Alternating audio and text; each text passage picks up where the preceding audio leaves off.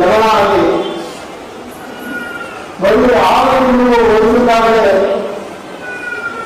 ಅವರು ತೆರೆ ಮೇಲೆ ಕಂಡು ಭಾರತನಾಗಿ ಸುಮಾರು 14 ಬಹಳ ಕಲಾವಿದರಾಗಿ ಸುಮಾರು 14 ಚಿತ್ರಗಳು ನಾಯಕರಾಗಿ 43 ಹೆಚ್ಚು ಚಿತ್ರಗಳನ್ನು ಅಭಿನಯಿಸಿ 7 ಕೋಟಿ ಕನ್ನಡಿಗರ ಮನದಲ್ಲಿ ಅವರು ಸದಾ ನೆಲೆಸುವಂತಹ ಹುಟ್ಟಿನಂತೆ ನಮ್ಮ ಕುರಿತು ಹೇಳಿದರು.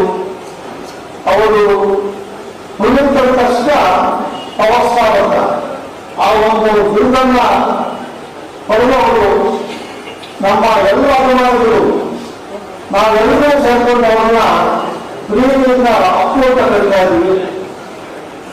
ಯಾಕೋ ನಮ್ಮ ಪ್ರೀತಿ ಜಾಸ್ತಿ ಆಗ್ಬಿಟ್ಟು ಅವರು ದೇವರ ಬೇಗ ತಗೊಂಡು 46 ವರ್ಷಕ್ಕೆ ತನ್ನ ಜೀವನವನ್ನ ಅಂತ್ಯ ಮಾಡಿಕೊಂಡ್ರು. ಅವರು ಸುಮಾರು ಸಮಾಜ ಸೇವೆ ಗೊತ್ತಿಲ್ಲದಂತಹ ಯಾವ ಆಸೆ ಬಂದರೆ ಸಮಾಜ ಸೇವೆಗಳನ್ನು ಮಾಡಿ ಒಳ್ಳೆ ಹೆಸರು ಪಡೆದುಕೊಂಡ್ರು. ಅವರು ಮೈಸೂರಲ್ಲಿ ಈಗಾಗಲೇ ವೇದಿಕೆ ಮೇಲಿರ್ತಕ್ಕಂಥ ಎಲ್ಲ ಗಣ್ಯರು ಬಾರಿ ಸೊಗಸಾಗಿ ಈ ನಾವು ಕಂಡಂತಹ ನಟ ಸಾರ್ವಭೌಮರ ಸುಪುತ್ರರಾಗಿ ದೊಡ್ಡ ಮನೆಯಲ್ಲಿ ಹುಟ್ಟಿ ಬಹಳಷ್ಟು ಸರಳತೆಯಿಂದ ನಡೆದಂತಹ ಅಪ್ಪು ಅವರ ಬಗ್ಗೆ ಬಹಳಷ್ಟು ಸವಿಸ್ತಾರವಾಗಿ ಮಾತಾಡಿದ್ದಾರೆ. ನಾನು ಈ ಕಾರ್ಯಕ್ರಮದಲ್ಲಿ ಕೊನೆಯ ಭಾಷಣಕಾರರಾಗಿ 9ನೇ ಭಾಷಣಕಾರರಾಗಿ ಬಂದಿದ್ದೀನಿ. ಈಗ ಈ ಮೇಧಾವಿಗಳಲ್ಲಿ ನಾನು ಏನ್ ಮಾತಾಡಬೇಕು ಗೊತ್ತಾಗ್ತಾ ಇಲ್ಲ. ಯಾಕಂತಂದ್ರೆ ನನ್ನ ಬತ್ತಳಿಕೆ ಎಲ್ಲ ವಿಚಾರಗಳನ್ನ ಈ ಗಣ್ಯರೆಲ್ಲ ವಿಚಾರ ತಿಳಿಸ್ಬಿಟ್ಟಿದ್ದಾರೆ. ಸ್ವಾಮಿ ವಿವೇಕಾನಂದ ಮಾತು ಹೇಳ್ತಾರೆ, ನೀವು ಪ್ರಪಂಚಕ್ಕೆ ಬಂದಿದ್ದೀಯಾ, ನಿನ್ನ ಹಿಂದೆ ಏನಾದರೂ ಒಂದು ದೊಡ್ಡ ಬಿಡು, ಹಾಗೆ ಬೆಳೆದಿದ್ದರೆ ನಿನಗೂ ಮತ್ತು ನೆಚ್ಚಿನವ್ರಿಗೆ ಏನು ವ್ಯತ್ಯಾಸ ಅಂತೇಳಿ.